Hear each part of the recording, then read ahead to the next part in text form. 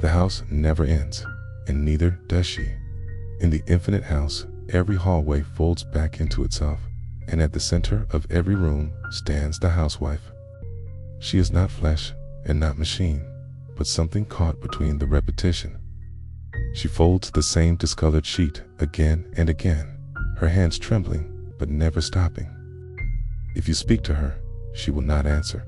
If you touch the sheet, you will find it damp with the memory you forgot you ever had.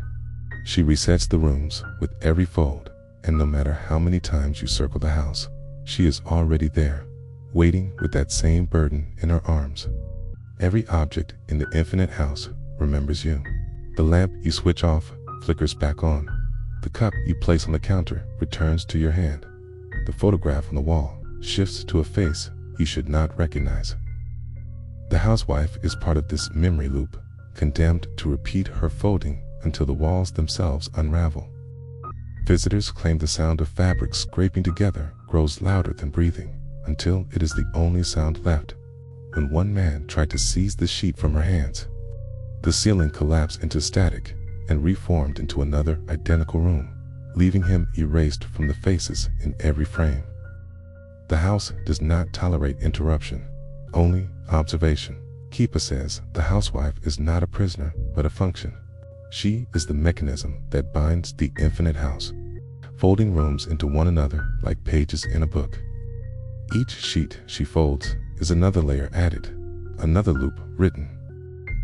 The rooms only exist because she endlessly resets them, and if she ever stopped, the house would collapse into the red static wastes.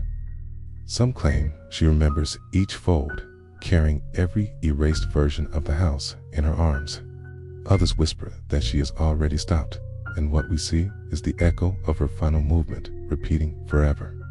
The keeper warns that the house does not bleed, it consumes. If you see her eyes, it is already too late.